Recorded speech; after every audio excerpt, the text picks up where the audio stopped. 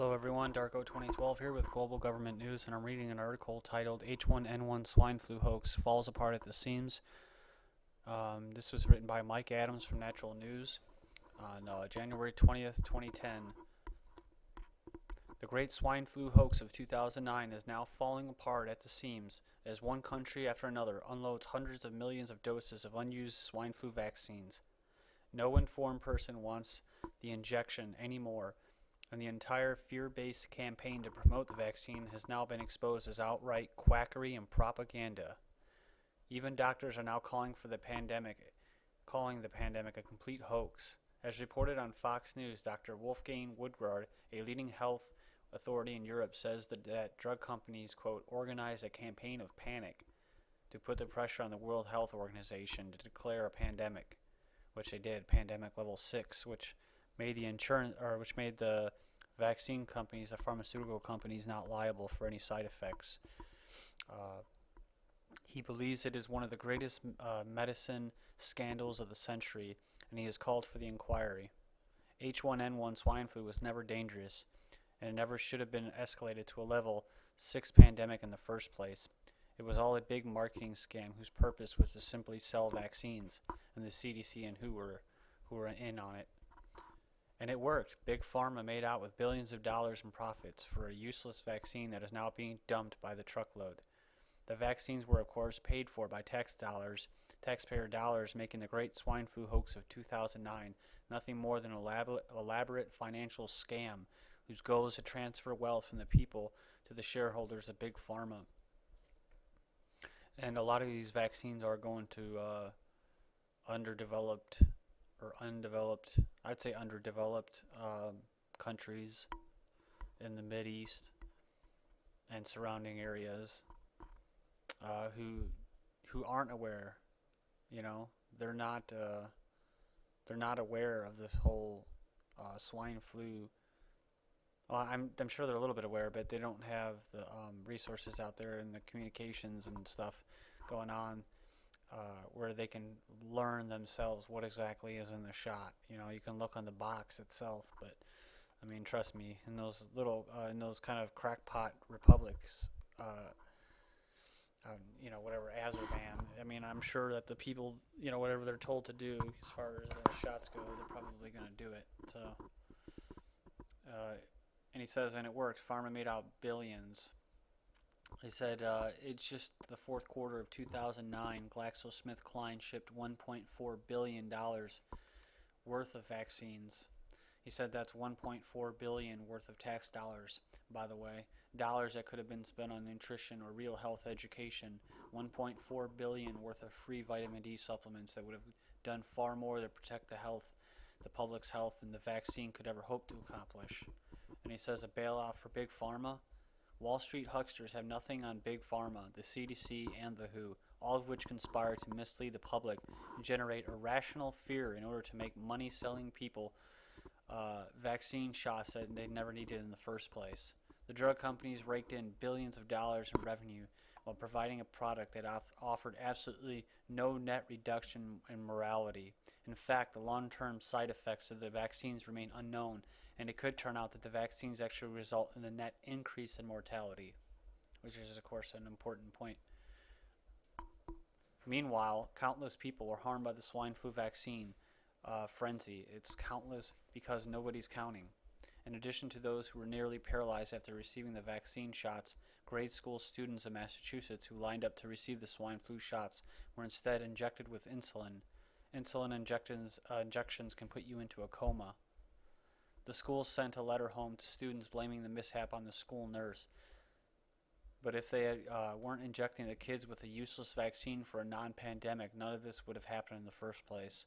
Total swine flu deaths for 2009 were far lower than the number of deaths from regular seasonal flu, and yet it turns out that thousands of Americans who died from the swine flu had been previously injected with the vaccines.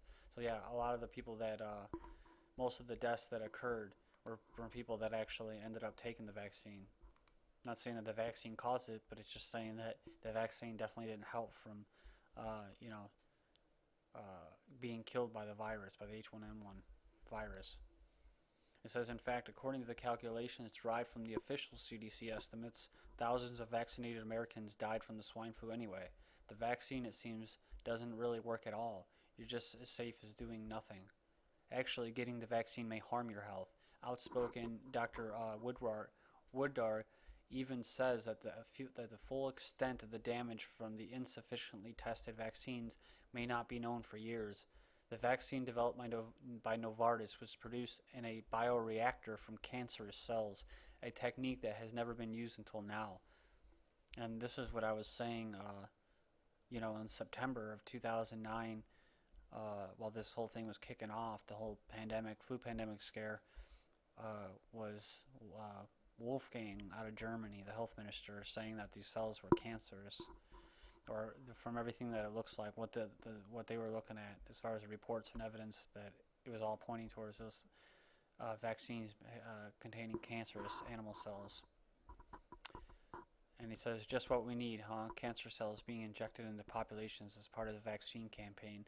And that doesn't even include, possible sterilization, not being able to have children, and along with miscarriages, which is another upload that I have, if you check it out, talking about the H1N1 causing miscarriages. Canceling vaccine orders. The swine flu hoax has fizzled out, and countries like Greece, France, and the UK have canceled orders for vaccines that they now realize won't be needed. The fizzling of this hoax doesn't mean it was a failure from the point of view of Big Pharma. The swine flu hoax was a huge success not only for drug company profits, but also for certain influential individuals, including Dr. Julie Geberding, former head of the CDC, was now accepted a high-paying job as the president of Merck's global vaccination operations, and we'll go in there just to see if, what this really is all about. And it says, how convenient. That means that the former head of the CDC very likely cultivated a relationship with Merck all these years, and now comes the big payoff, heading up a $5 billion division that sells cervical cancer vaccines like Gardasil, chickenpox vaccines, and of course H1N vaccines too. So that's pretty crazy.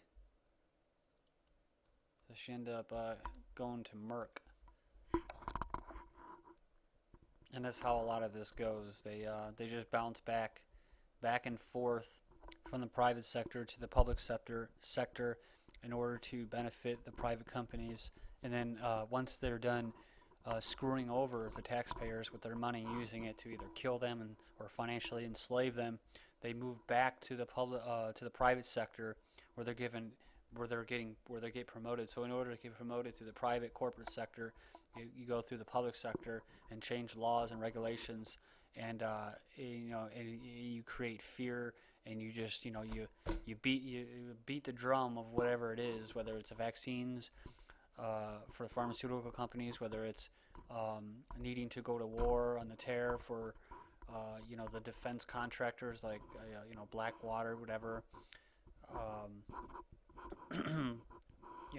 Whatever it is, these people are going to, do what they have to do while they're in the public sector and use our republic to steal from us and kill us, and then they go back to the private sector and they get promoted for doing that. And then later on, and when they're done with, they can go as high as they possibly can with that company. Then they just kind of work like the Smoky Man from the X-Files behind the scenes, and they're not really part of private or public. They're kind of both. And so let's see here, and it's almost done here. We called it right. I called much of this months ago in my popular hip-hop song "Don't Inject Me," which you can listen to here. Yeah, you checked it out. It's pretty good, actually. His song on YouTube. But thanks for checking this out, guys. And there most likely will be follow-up articles as far as this H1N1 swine flu hoax, because the United Nations are now starting to, well, not the United Nations, but the United Nations and other non-governmental bodies are now reviewing the whole pandemic and to see how it was taken care of and how it was handled. So thank you for checking it out, and leave your comments.